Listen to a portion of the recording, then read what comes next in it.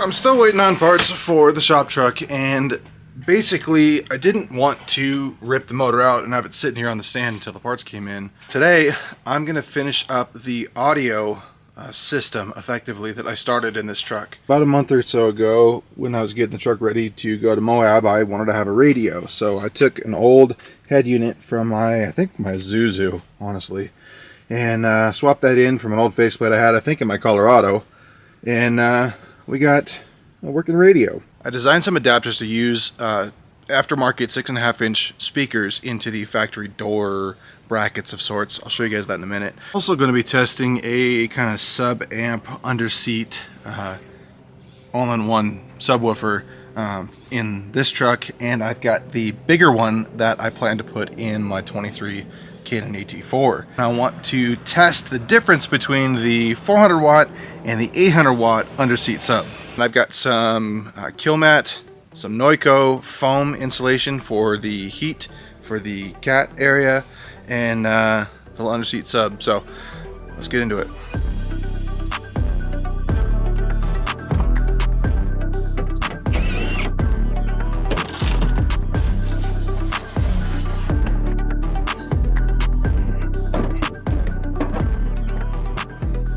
Alright, so that took about an hour. We got all the floor torn out, back wall. I'm gonna leave the two back doors here. I don't think there's enough material there to really worry about sound deadening. We already did the roof and did some insulation and sound deadening up there already, so we still have the doors, the floor, and the back wall to do. I have no idea what dude spilled in here, but milk or soup or something, I don't know. Pretty nasty. So I'm going to clean up all these spots here, and then hopefully the hose gets it out. I'm going to break out the carpet cleaner anyway, the little spot cleaner for the seats, because they're kind of dirty and nasty.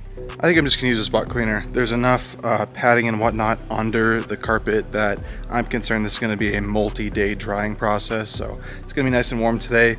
I'll just spot clean the white goop, whatever it is, and we'll get that cleaned up, and then we'll go on to the next step. Let that soak for a little bit. That's some crusty stuff.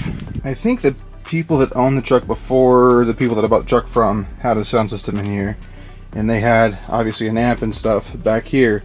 What I want to do is actually put the underseat sub over there, hopefully, so that I don't got a whole bunch of rumbly right under my tumbly. Try and move some of these wires over to the passenger side, and hope that there's enough room for the amp over there.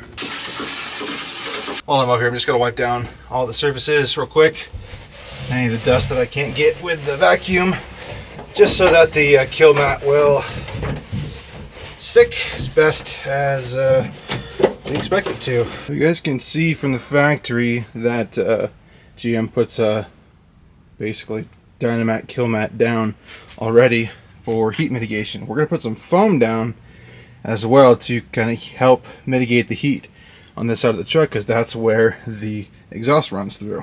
Comment below. We're doing 3 things to this truck, and I want to find out from you guys what you think is going to be the most bang for the buck. What do you think is going to make the most difference in the sound quality? Is it the adapters to do the new component 6.5 speakers in the doors? Do you think it's going to be the killmat to quiet the cab down a little bit, or do you think it's going to be the sub that's just going to make everything louder? So comment below and let me know what you guys think. Which one is going to make the most difference per dollar of this entire sound system? So this is killmat, and this is the 80 mil flavor, and it actually went down pretty nice when we did the roof about 2-3 weeks ago, when we were supposed to take this truck to Moab, before I knew that the motor was blown up a little further than what I thought. They come with these kind of small sheets, and you just kind of put them wherever you want. You take your little X-Acto knife here, place it wherever you think they fit best. No need to really overlap them. Good old USPS adage, if it fits, it ships. I bought a kit of rollers. These come separate. They help to massage the killmat or whatever Noiko or Dynamat that you get into the little nooks and crannies a little bit better. And I think what's cool about the killmat is it's got this kind of textured ness to it. When you roll over it, those kind of take up the texture of this, and you know that you've adequately stuck that down to the metal that's under it. We're just gonna start slapping this everywheres and see how we go. I got these first couple sheets in, and I'm just doing full sheets, so start with the full sheets. This one makes really good sense to kind of fit right here. Just stick with the full sheets for now, and then once you're fully covered or 90% covered, come back and cut up the sheets however you need to. I hope you guys don't take this as a how-to per se, but I'm learning a couple things here with this stuff. You need to kind of put it as best you can, following the contours, and then obviously just fill in later. But I like this big old freaking roller here.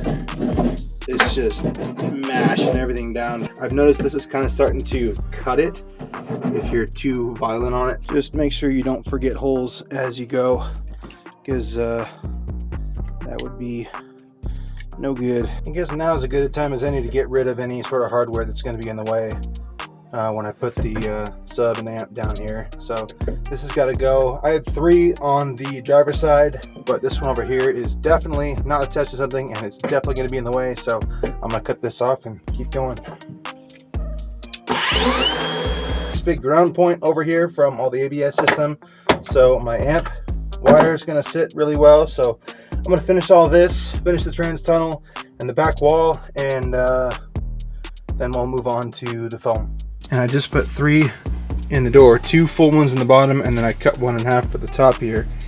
And that's about all I could do. So it's not fully covered. You guys can see there's still some room left on the sides there, but we did get it behind the speaker, so that's what matters. Let's talk for a second about the sound.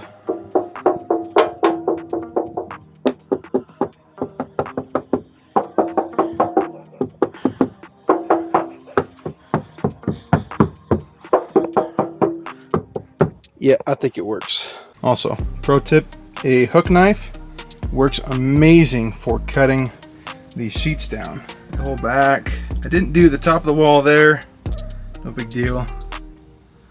But at least we got the rest of it all lined out. I got 1 more sheet here to kind of finish up the bottom and this, and up there if I can use it. But other than that, we just have this door to do, and that involves these speaker adapters. This is our factory Love Punk speaker from GM.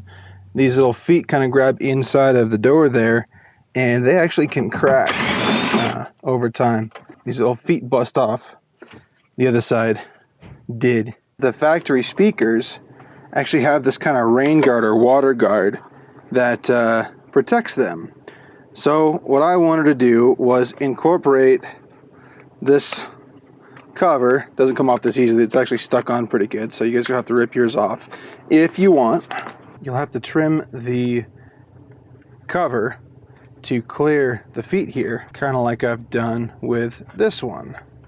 So these will clip onto the new adapter, kind of ish, and when you squish this in, now you still have your factory rain guard. But I've got another solution that I think I like a little bit better. So these sound funnels are another option for you, and I'll put a link to these below.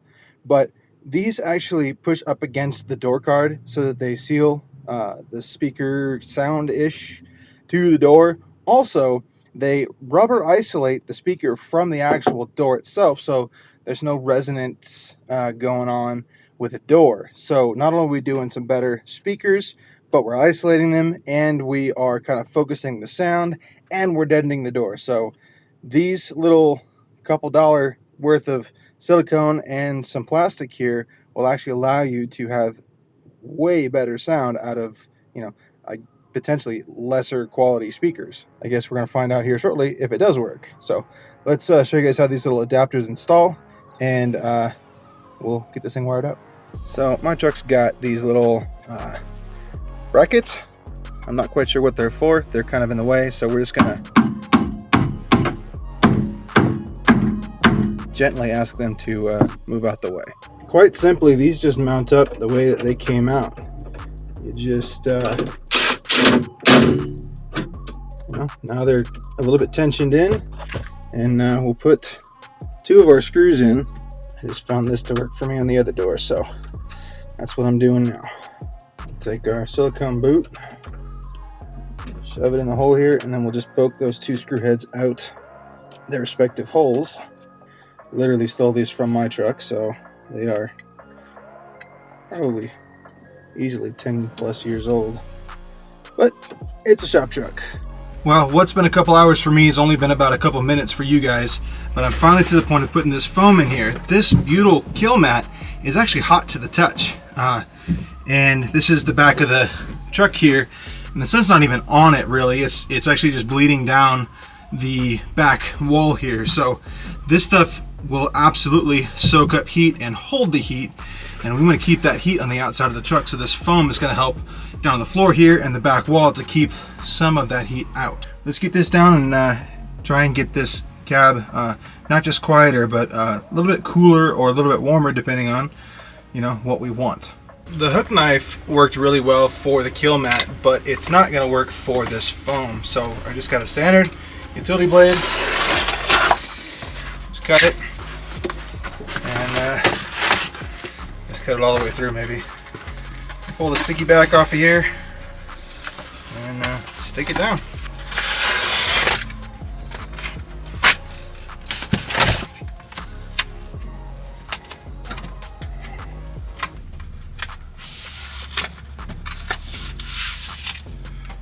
I am really hoping my crew cab is going to be a lot easier than this, because holy crap, this is a freaking pain.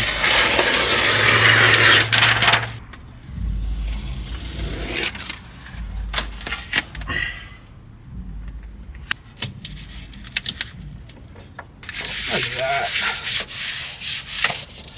That is professional. That's a lie, that looks like garbage. It's a shop truck. Don't care. New day in the shop. I ran out of time last night and ran into an issue. I cannot fit the underseat sub under the seat of the Colorados. Even with my Molly panel that I've designed for the front to lift the front up, there's still not enough room to run the speaker under the seat. So we're going to put it in the back and figure out a way of attaching it behind the seat. So where it is now, the seat will be able to recline all the way, and we can also have full access to the wires going under the seat. The amp comes with this cool little pigtail. You can do high input, so if you want to take it from a speaker in your door, or I've got RCAs in this case from the head unit. So I just wired up power and ground. This plugs in literally right there, and RCA's plugging right there, and we literally have a powered sub. The kit also comes with this little bass knob here, and I think I'm going to run it either under the stereo or under through the dash into the glove box, just so it's completely out of the way. But at least for now, for tuning and whatnot, I will plug this in and we'll kind of run it out the front here, just so I've got access to it. So let me get the driver's seat back in here, and we'll see how this thing sounds. In an effort to not get demonetized here on YouTube playing somebody else's radio station, I'm going to download one of my songs that I've paid for the music you guys hear on the channel, and I'm going to put it into the flash drive here and head unit and see if I can make that work, so we can actually have a YouTube strike free sound test. Turns out I got a little red flash drive to match the truck. I'm not sure how well this is going to convey through the camera and the microphone and stuff, so you're gonna have to take my word for it, but the bass knob right now is set all the way at the minimum. The settings on the amp or sub amp combo underseat sub are 0 or middle of whatever they came as, so I haven't changed anything. This is literally, I plugged it in and turned it on.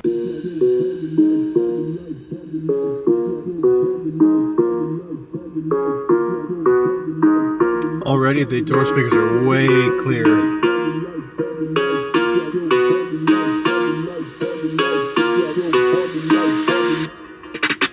Yeah, this is totally okay. There's a little tiny bit.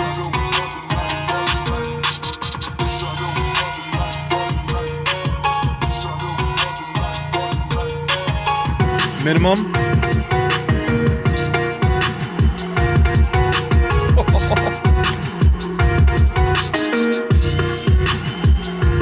That sounds good inside the truck. And I got the door open. Like, I literally have the door open right now. There you go. Maximum. Haven't changed the volume yet. Literally haven't touched the volume.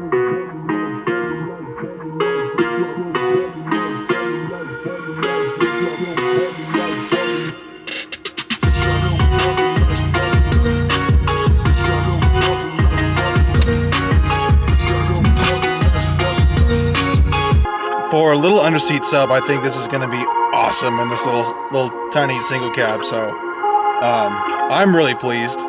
But we're going to see how this thing sounds now with this new song.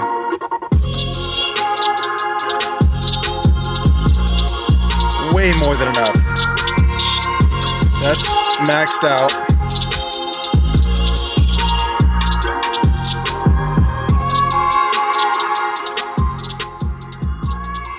I don't want the doors doing all the work. I am really stoked because I want to put the 800 watt in my Canyon. So I think this is going to be awesome. Well, there you go, guys. Hopefully this is a budget solution for you to make a killer sound system happen in your truck. So if you would click the links below, it helps me out knowing that I can find these cool products and share them with you guys. When you click the links, I make a couple cents usually, and it just helps me make a couple dollars on this. It doesn't cost you guys anything, so I'd appreciate if you guys do that. Otherwise, everything will be below, even the link for the adapters that I make in 3D print for the 6.5-inch speakers with the doors. You can do that. The rear speakers on the crew cabs fit just fine, so no worries on that. You don't need an adapter for that, just the front two doors. All the boots, the adapters, all the links will be below in the description, so if you guys want to click on that, I'd appreciate it. Make your truck have a killer sound system for just a few $100. This little underseat sub is amazing. I can't wait to put the 800 watt in my Canyon, and you guys will have to stay tuned for that video. Thanks for watching.